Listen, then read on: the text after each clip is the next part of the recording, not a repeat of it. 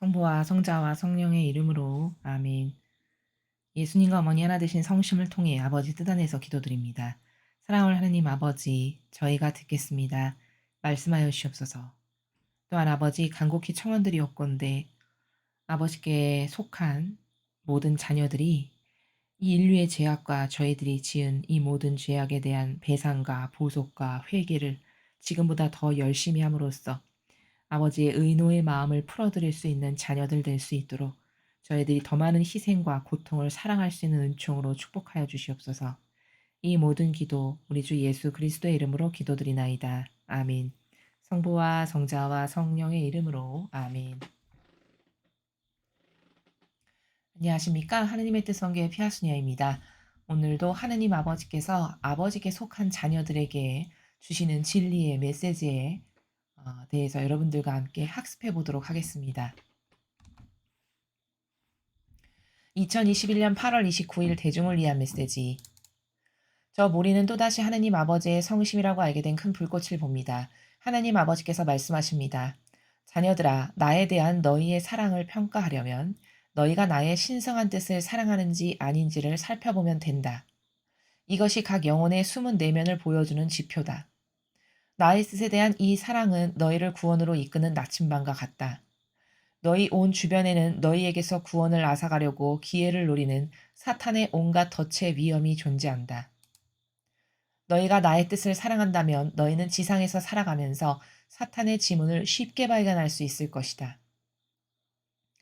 사탄의 덫을 몇 가지만 예로 들자면 용서 못함, 다른 이들을 판단함, 또는 세상에 대한 애착 등이 있다. 언제나 내일 더 거룩해지고 나에게 더 가까이 다가올 수 있다고 생각하면서 살지 마라. 내일은 오지 못할지도 모른다. 죽음은 최종적인 것이다. 그러니 매 현순간 너희 자신의 개인적 거룩함을 위해 노력하여라. 주님의 말씀입니다. 하느님 감사합니다.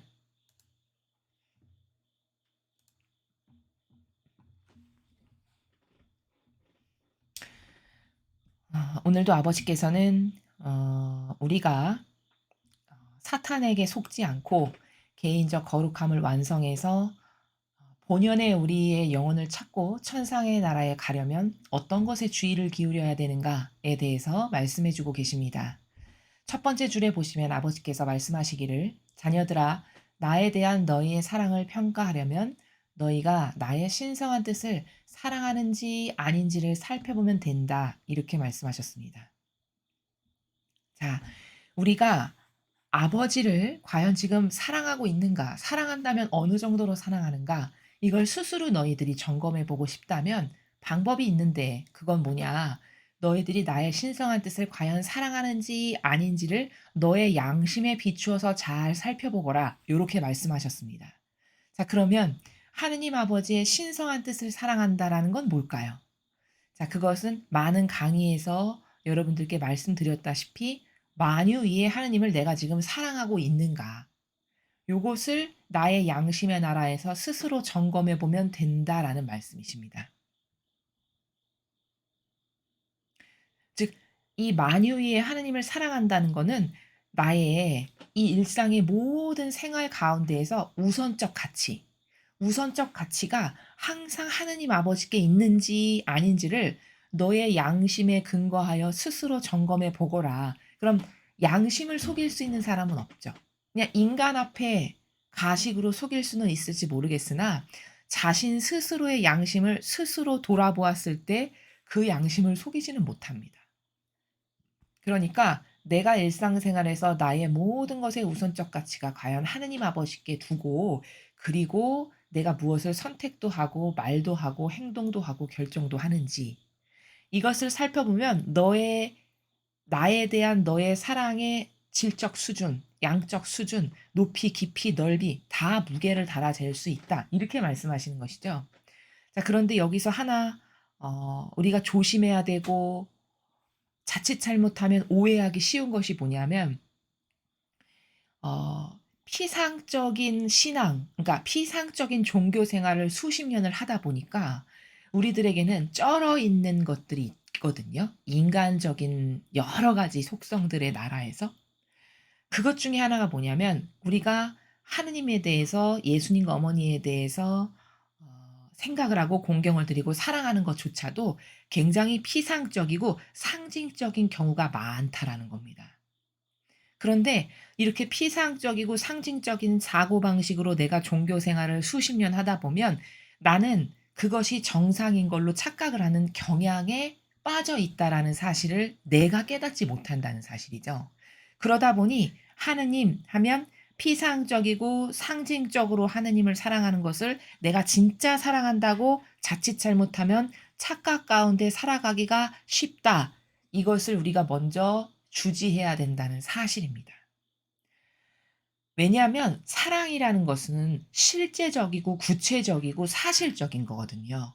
인간관계에서도 사랑을 우리가 저 사람이 나를 진짜 사랑하는지 아닌지를 확인하려면 저 사람이 나에 대한 희생이 진짜 있나 없나를 보면 저 사람이 입으로만 나를 사랑하는지 아니면 실제적으로 마음과 행동과 정신과 생각에서 나를 배려하고 사랑하는 마음이 진실로 있는지를 우리도 저 사람이 나에 대한 희생과 고통을 받아들이는 정도에 따라서 확인이 가능하잖아요. 이렇게 사랑이라는 것은 사실적이고 구체적이고 실제적인 것으로 입증이 다 되는 나라다라는 겁니다.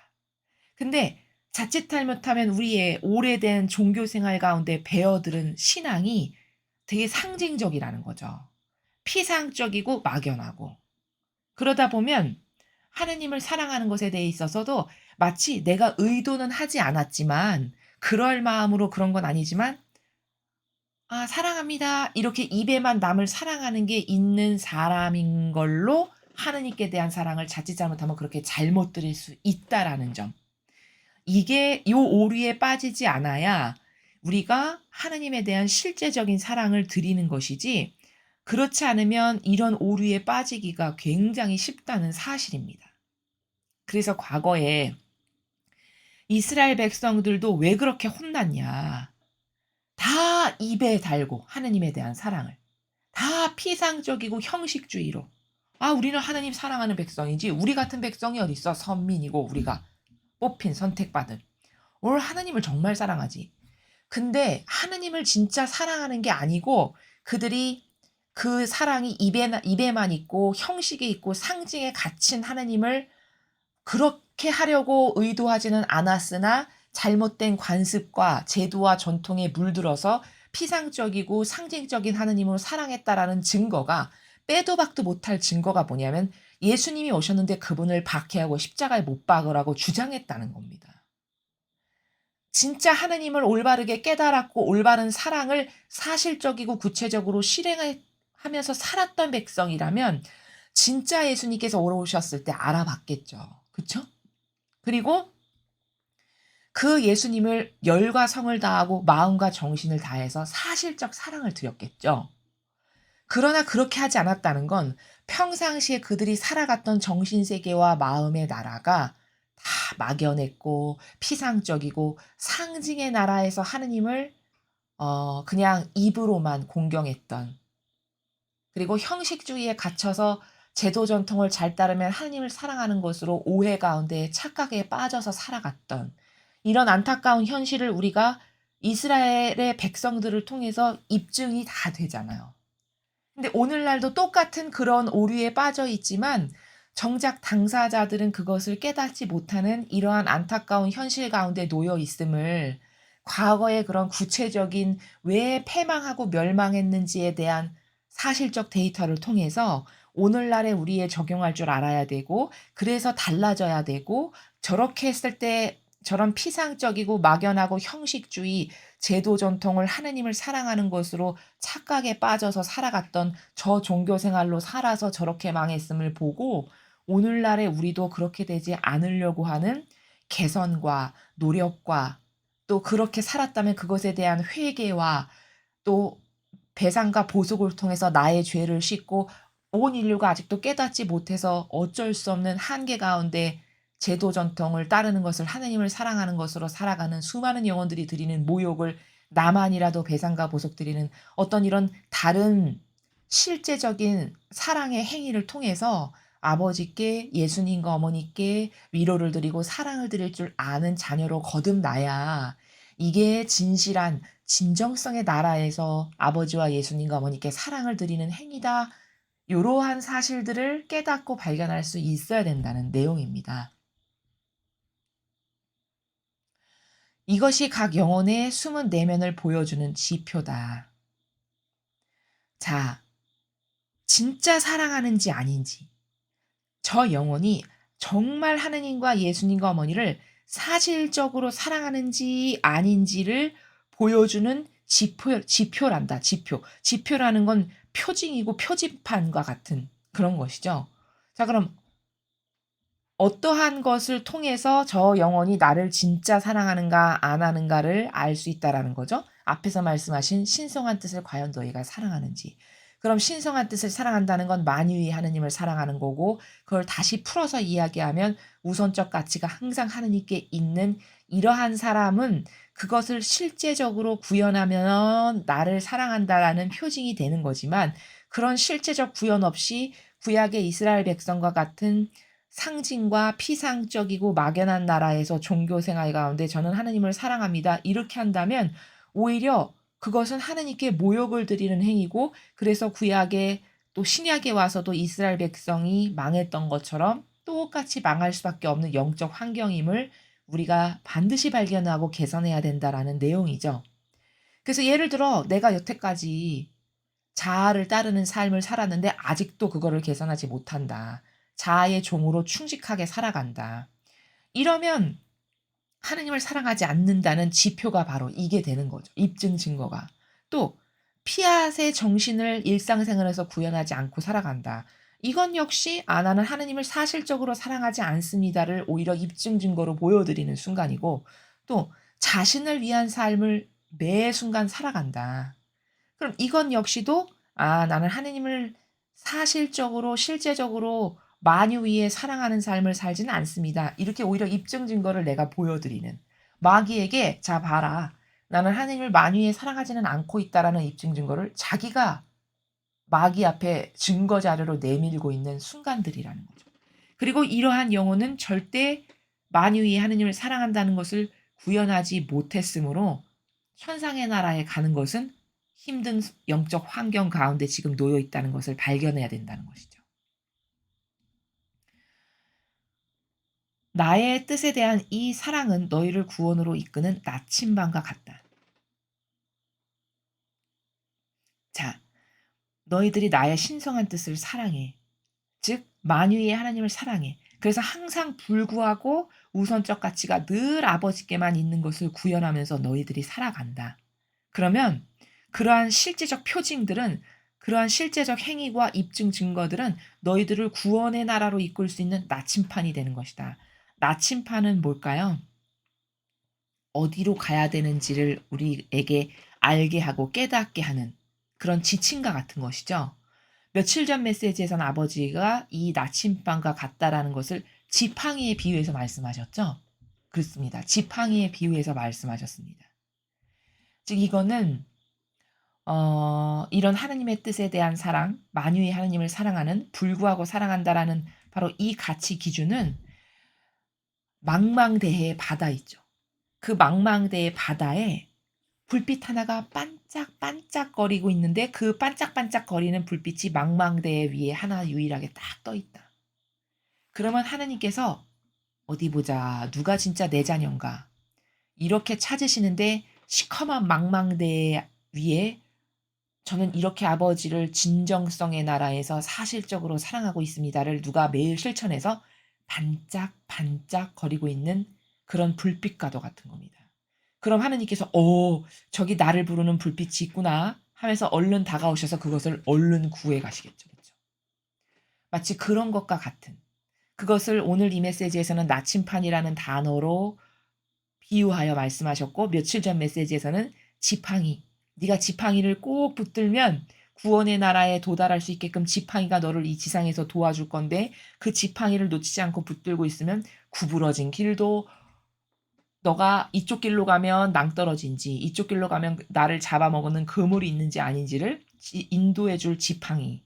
이거를 잘 짚고 이 세상에서 그 위험에서 헤쳐서 악에게 빠지지 않고 끝까지 나의 뜻, 이 만유의 사랑하는 것을 지킴으로써 천상의 나라에 갈 수 있게끔 너를 도와주는 것이 바로 지팡이다. 이렇게도 며칠 전에 말씀하셨습니다. 같은 나라입니다.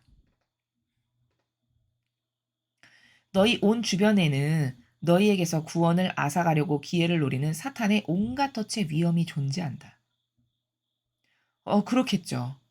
마귀의 목표는 뭘까요? 한 명의 영혼이라도 더 지옥으로 끌고 가는 것이 마귀의 목표입니다. 마찬가지로 하느님의 천사도 한 명의 영혼이라도 더 회개해서 아버지의 나라에 갈 수 있게끔 이끌려고 노력하는 것이 바로 우리들의 수호천사들이죠.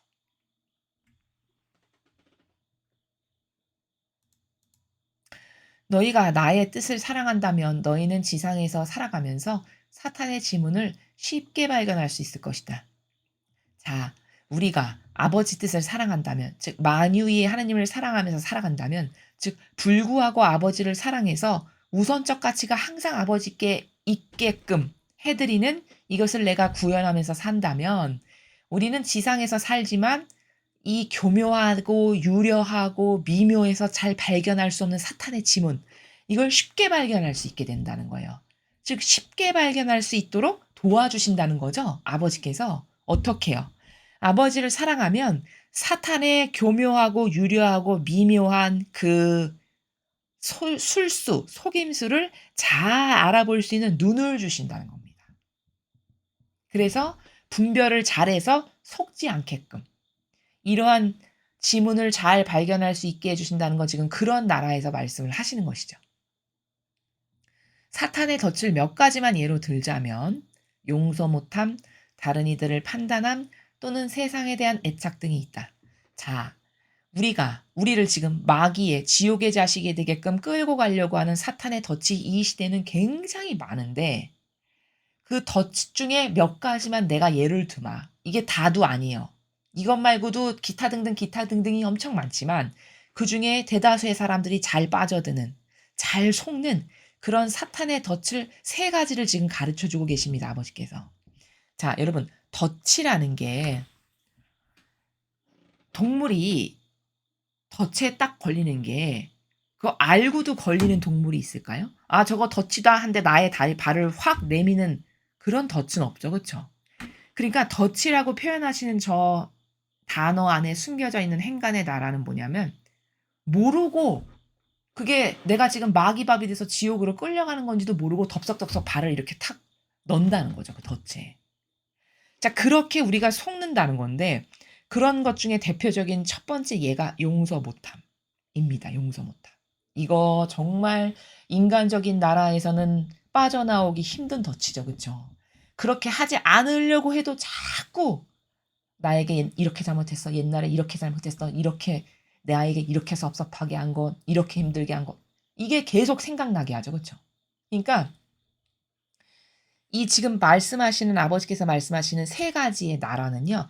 결단코 여러분이 자아의 종으로 계속 살면 절대 빠져나올 수 없습니다. 저 늪에서. 하루라도 한시라도 더 빨리 여러분께서 영혼의 주인으로 사시는 그 정신을 구현하지 않는 한 이 오늘 말씀하시는 3가지의 저 덫에서 절대 나올 수 없어요. 자유인이 될 수 없습니다. 왜냐면 그 인간적이다라고 하는 프레임은 사람을 끊임없이 속이거든요. 충동질을 하고. 어떻게? 야, 네 사사로운 감정을 따라. 야, 너가 손해봤어.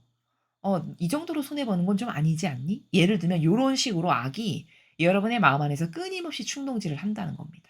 너만 손해봤잖아. 아, 너 억울하잖아. 야, 너는 이런 것에서 항변할 필요가 있지 않니? 예를 들면 요러한 인간의 그 병든 감성과 기호를 계속 자극해서 용서 못하고 판단하고 세상에 대한 애착의 늪에서 빠져나가지 못하게 하는 요 술수가 마귀의 책략인데 우리가 이런 마귀의 책략에 대해서 분석할 줄 알고 자아의 종으로 사는 것에서 벗어나는 이런 노력을 하지 않으면 대다수의 사람은 이 늪에서 빠져나오기가 굉장히 어렵다는 이 진실을 우리가 깨닫고 올바른 노력을 해야 된다라는 거죠. 자, 첫 번째 용서 못함의 이 덫. 자, 이것은 왜 용서 못함이라는 그 프레임에서 빠져나오지 못하면 내가 절대 천상에 갈 수 없냐면 예를 들어 나는 용서를 받았잖아요. 용서받을 만해서 받은 게 아니죠. 예수님께서 나를 대신해서 나의 수많은 내가 미처 잘 알지도 깨닫지도 못하는 죄까지도 낱낱이 종류별로 다 배상과 보석을 하셨단 말이죠. 죄 없는 그분께서. 그러면 나는 용서받을 만하지 않는데도 불구하고 예수님께서 그런 희생과 배상과 보속과 고통을 통해서 용서를 해 주셨는데 내가 만약에 남을 용서하지 못한다. 그러면 하느님 아버지께서 나를 보실 때 어떤 마음이 드냐? 반감이 드실 거라는 거예요. 바로 이 예가 성경에 어디 나오냐?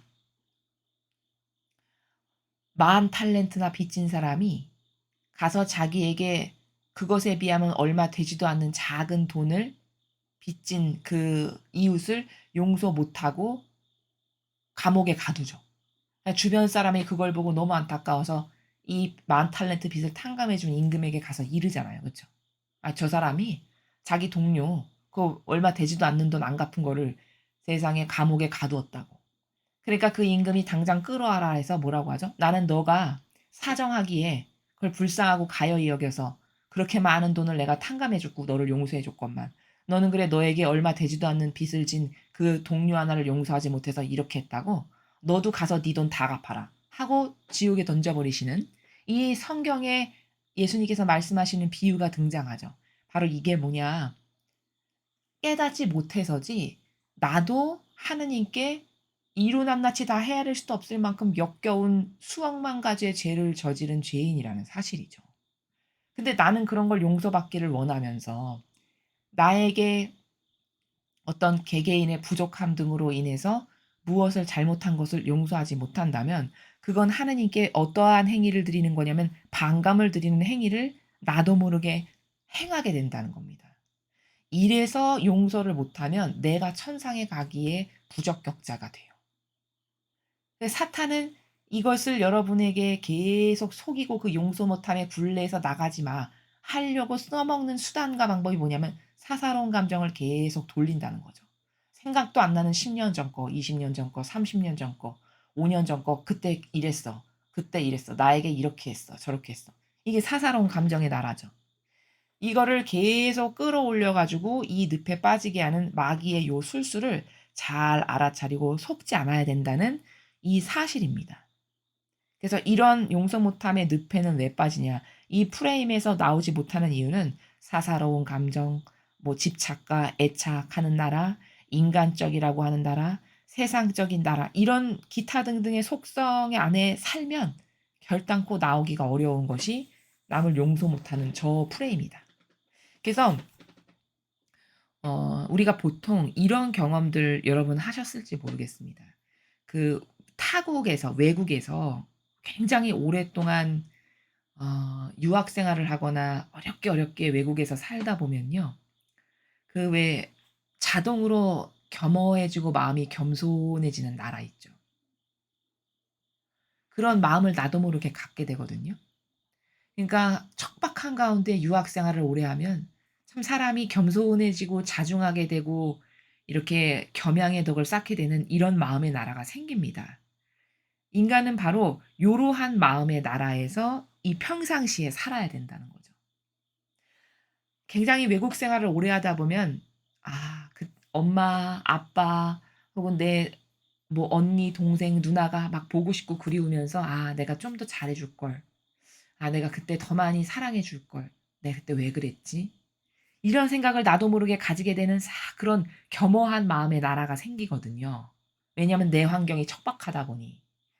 사람은 요러한 나라에서 살아갈 필요가 있다라는 겁니다. 그래야 그렇게 자중하고 자기 스스로를 겸허하게 돌아보고 정직하게 겸손해지는 요 나라에서 살아야 이렇게 '아 용서 못할 게 뭐가 있어.' 해외에서 10 년간 만약에 척박한 가운데 유학 생활을 했다 그러면 용서 못할 거 하나도 없게 됩니다 그때는. 모두가 다 가련하고 불쌍하고 '내가 그때 내 식구들한테 좀만 더 잘해 줄 걸.' 오히려 이렇게 생각을 하게 되겠죠. 이러한 객관화가 식구들이 같은 공간에서 같이 살면 이런 객관화가 잘 안 되고 맨날 보고 익숙하다 보니 이런 사사로운 감정의 문제에 이 나라에서 살게 되거든요.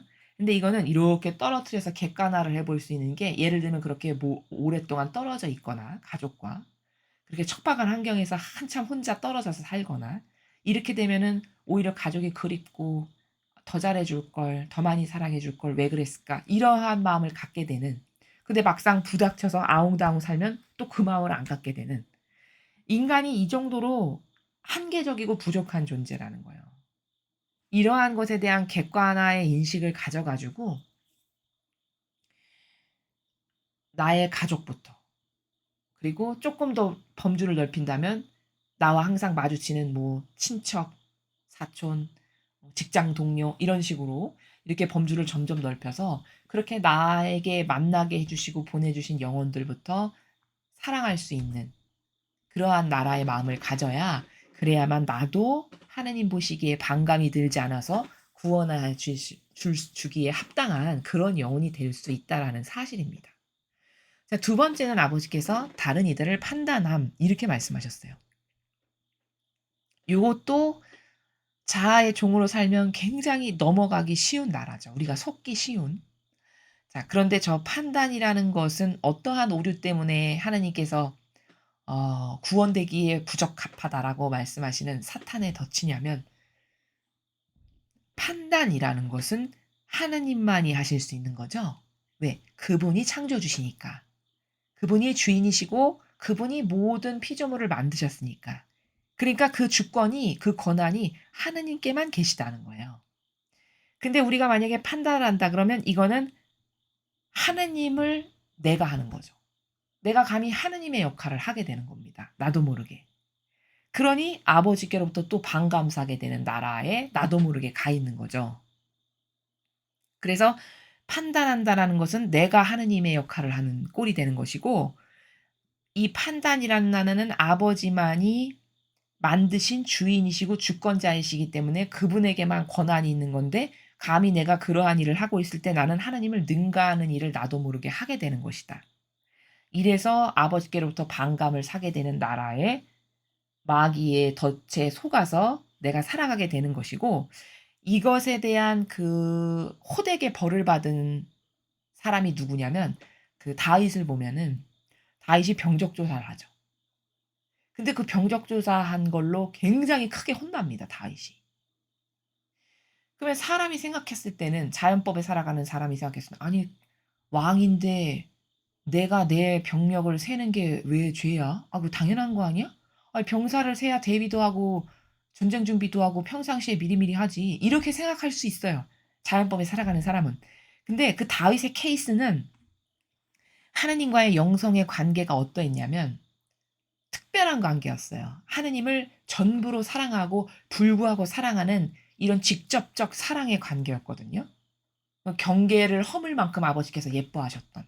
그래서 "눈에 넣어도 아프지 않은 내 아들 다윗. 너 같은 아들은 과거도 현재도 미래도 없을 거다." 이 정도로 사랑을 하셨어요, 다윗을.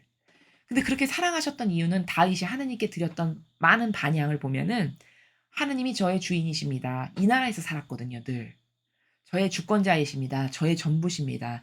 저의 주인이십니다."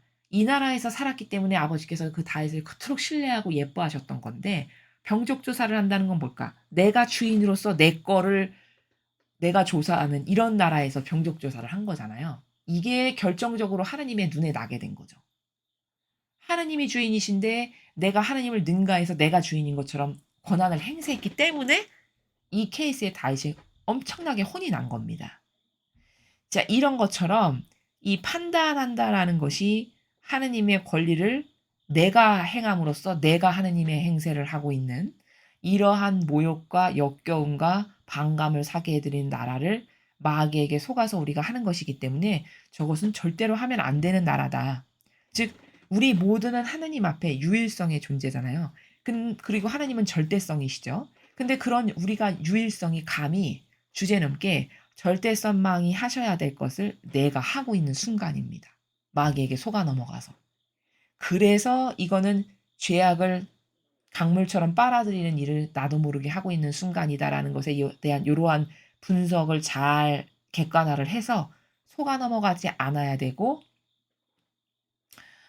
저 죄악이 얼마나 하느님께 반감을 사게 하는 건지를 잘 알아야 된다라는 사실이고요. 여기서 하나 주의할 점은 뭐냐면 그러면은 이런 오해가 이런 궁금증이 있으실 수 있습니다. 어떤 거냐면 아이 그러면은 저렇게 판단하지 말라고 하느님이 말씀하셨는데 이 교도의 교회가 뭘 잘못했고 뭘 잘못했고 뭘 잘못했고 이런 거 말하는 건 판단하는 거 아닌가? 이런 궁금증이 드실 수 있으십니다. 자, 이것에 대한 분별, 성경의 입증 증거를 가지고 분별을 해 보겠습니다. 자, 성경에 많은 구약의 예언자들, 이 신약에 와서 예수님이 하셨던 것도 제자들이 했던 것까지 다 펼쳐 놓으면 그들이 무엇이 잘못됐다, 틀렸다라는 것을 말을 했나요, 안 했나요? 했죠. 군중 앞에 가서, 대중 앞에 가서, 백성들 앞에 가서 이건 잘못됐다, 틀렸다 이러한 말을 했습니다. 자, 그런데 그들이 그러한 것을 말할 때 자신들의 이득과 관련해서 말을 했나요? 아니면 공적인 목적과 이유를 가지고 말을 했나요? 그렇죠. 그 예언자들과 수많은 하나님의 일꾼과 제자들과 예수님마저도 다 자신을 위해서 그런 말을 한 것이 아니라 공적인 목적성, 즉 다시 말하면 하느님 아버지의 뜻은 이러이러하신데 하느님 아버지의 뜻 질서는 성경에 보니 이러이러이러하신데 당신은 이러이러한 하느님의 뜻과 질서에서 반합니다라고 공적 발언을 한 거죠. 그렇죠? 이것은 이런 공적인 것에서 아니요를 하는 것은 판단을 하는 게 아닙니다. 만약에 그게 판단을 하는 거라면 예수님도 이 지상에 오셔서 바리사이 집에 잔치집에 초대받아서 가셨는데 이렇게 말씀하세요. 야, 너 이렇게 유력 인사 유지 이런 사람 잔치에 초대하지 마라. 네가 이런 사람을 초대하는 거는 다 그들에게 보답을 받기 위해서지. 네가 잔치에 초대를 하려면은 저기 가난뱅이, 저 길거리에 지나가는 거지, 절름발이, 눈먼 자, 소경, 기머거리, 문둥병자 이런 사람들을 초대해서 잔치를 베풀어라. 이렇게 말씀하십니다. 그렇죠. 자, 그럼 지금 예수님이 가서 바리사이의 잔치집에 초대받으셔 가지고 가셔서 하신 말씀. 그 발언은 바리사이를 판단한 건가요? 판단한 게 아니라 공적 발언을 하신 겁니다. 아버지의 뜻은 아버지의 뜻은 뭐죠? 이렇게 도움이 필요한 이런 가난하고 과부, 고아, 도저히 남이 도와주지 않으면 안 되는 스스로 살아갈 수 없는 이런 사람들에게 자비를 베풀고 이런 아버지의 사랑에 그 나라에 빗대어서 봤을 때 너의 사랑은 아버지는 이런 사람을 도와주고 보호하고 돌보라고 하셨는데 너의 사랑은 유력 인사, 지주, 유지, 뭐 이렇게 잘 나가는 이런 모든 사람을 불러다가 이 잔치를 했지. 그럼 아버지의 사랑과 너의 사랑은 다르잖아. 그럼 너는 왜 그런 사랑을 베풀었을까라고 하는 속마음을 꺼집어서 발언까지 하시는데 그렇게 직접적 단어로 말씀하시진 않았지만 사실은 왜일까요? 유력 인사, 유지, 잘 나가는 사람 뭐 이런 사람을 한 건 거기서 아이 서로 좋게 좋은 게 좋죠. 나도 이렇게 당신에게 이렇게 베푸니 우리 잘 봐주고 서로 윈윈하면서 잘 살아봅시다. 이런 관계성을 맺으려고 그들을 부른 거죠. 잔치에. 그걸 모르셨을까요? 예수님께서? 다 아시죠. 너의 목적은 사실은 이런 거다라는 것을 그렇게 표현하신 거예요. 부드럽게. 네가 하늘나라에서 가서 받을 상급을 받고 싶다면 이런 사람을 초대해라. 아버지가 사랑하라고 말씀하시는. 너는 지금 이런 사람을 초대해서 이런 잔치를 베푸는 건 너는 하늘에서 받을 상급이 없다. 이런 사람들을 초대하는 것. 이렇게 부드럽게 말씀하셨지만 사실 그 속에 날카로운 칼날과 같은 질서는 너의 속심지는 이런 사람을 초대한 이유는 너가 그들과 윈윈 관계에서 서로 이득 보는 게 있어서야. 근데 아버지 사랑은 그렇지 않으셔. 아버지 사랑은 절름발이 과부, 고아, 앞 못 보는 사람, 불구자, 중풍병자, 귀머거리 뭐 이런 기타 등등 이렇게 도저히 돌보지 않으면 안 되는 스스로 살아갈 수 없는 이런 사람들을 사랑하라고 하셨지. 네가 천상에 가서 구원받고 싶고 높은 자리에 가고 싶으면 아버지가 말씀하신 대로 이들을 잔치에 초대해서 자비를 베풀어야지. 이게 맞지 않니? 이렇게 말씀하시는 거죠. 그죠? 그럼 이게 판단이냐는 거죠. 아니죠. 이건 아버지의 뜻, 그 질서에 반하는 것을 아닌 것을 아니다라고 가서 선포하시고 말씀하신 겁니다. 즉 공적 발언이라는 거죠. 자, 이렇게 공적인 것을 말하는 것, 아버지의 뜻에 반하는 것을 아니오라고 말하는 것은 판단이 아닙니다. 이 판단과 아닌 것을 아니오 말하는 것도 비교 분석해서 잘 이해를 못합니다. 이 시대는. 그저 아닌 것을 말하면 저 사람 왜 남 비난해? 저 사람 왜 여기 판단하지 말라는데 난 판단하지? 이렇게 생각을 할 확률이 굉장히 높다는 것이죠. 그렇다면 구약의 수많은 예언자들은 남 판단하러 온 건가요? 아니죠. 그 사명을 띠고 와서 아닌 것을 아니오라고 말한 사람들이죠. 그들이 진짜 자기를 위한 거였다면 오히려 그런 발언을 안 하겠죠. 왜? 그런 발언을 해봤자 자기에게 돌아올 이득이 뭐가 있겠습니까? 죽임이나 당하지. 그렇잖아요. 그렇죠? 죽임이나 당하고 핍박이나 당하고 모욕이나 당하고 돌이나 맞고 집어 던져지고 수많은 하느님의 일꾼들이 받았던 세상으로부터의 처우가 그런 거였잖아요. 그럼 자기를 진짜 사랑하고 애착하고 그냥 이기심과 자애심을 따른다면 오히려 그런 발언을 안 해야 되겠죠. 여우같이 여우 같은 소리만 남에게 가서 칭찬받고 기쁘고 아유 훌륭하십니다. 훌륭하십니다. 이것만 하겠죠. 자기에게 진짜 이득이 돌아오는 걸 한다면.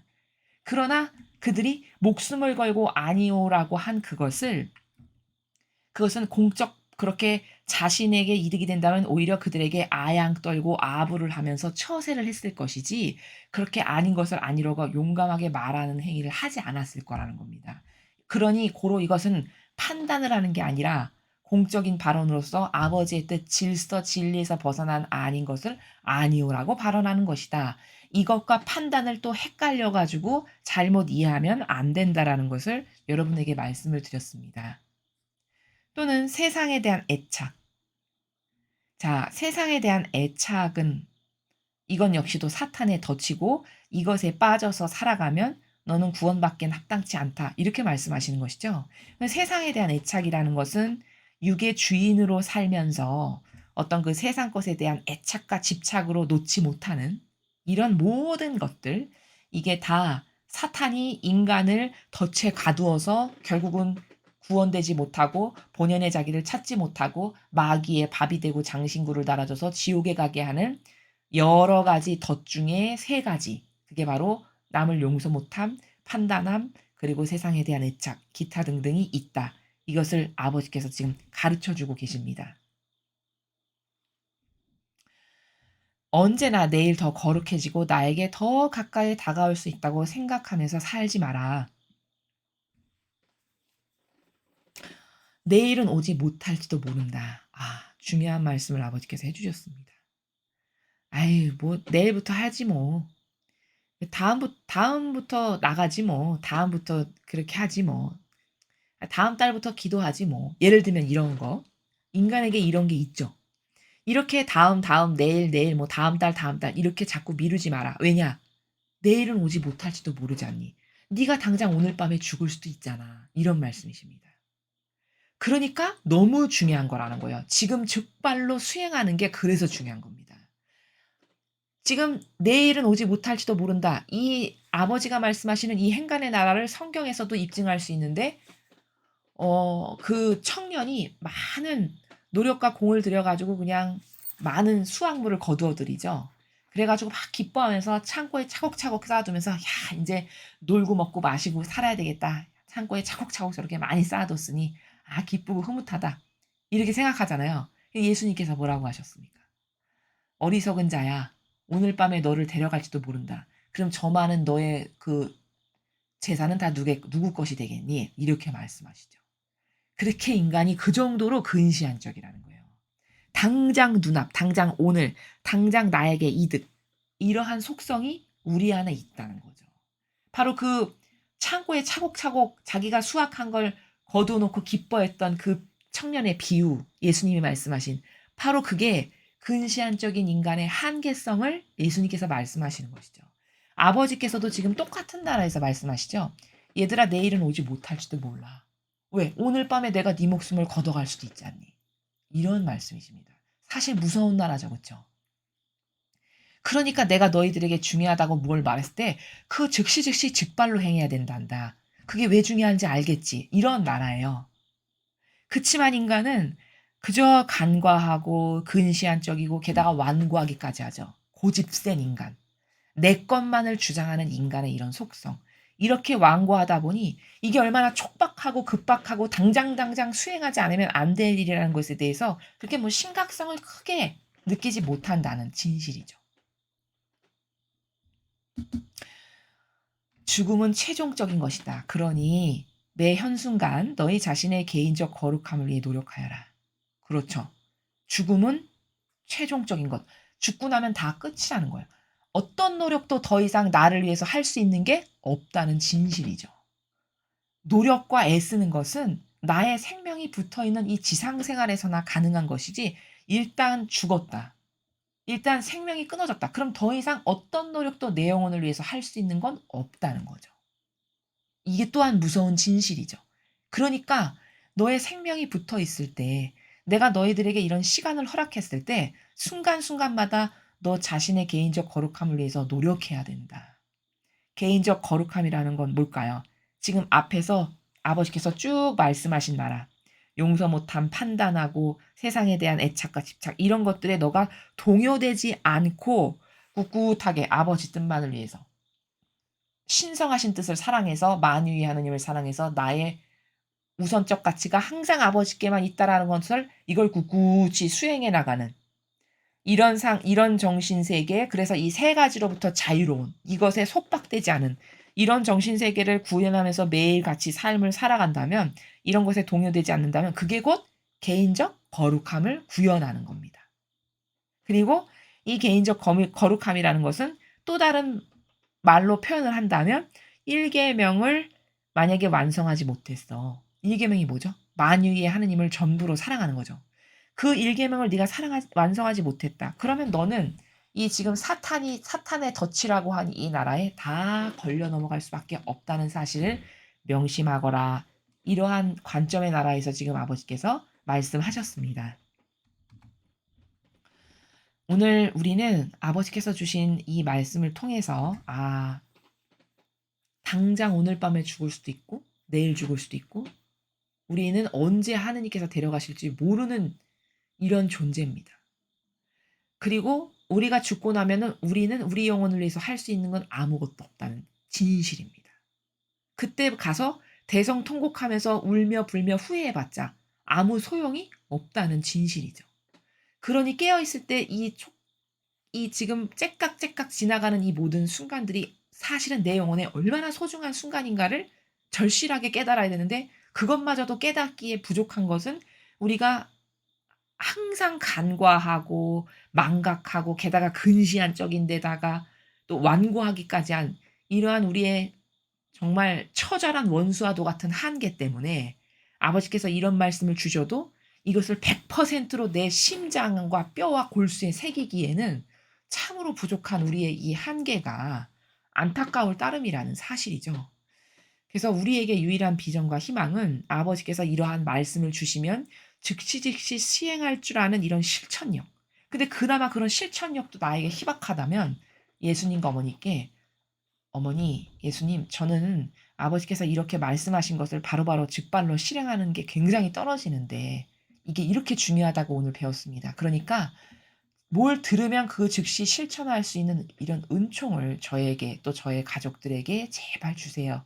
간곡히 여러분께서 진정성의 나라에서 청원을 드리면서 이 내용의 중요성을 자꾸 곰씹으면서 반복하시는 그런 훈련을 통해서 여러분에게 오늘 아버지께서 주신 이 은총이 모두 여러분에게 전달되시기를 아버지 뜻 안에서 저도 또한 기도하며 축복합니다. 이상으로 2021년 8월 29일 대중을 위한 메시지 해설을 마치겠습니다. 감사합니다.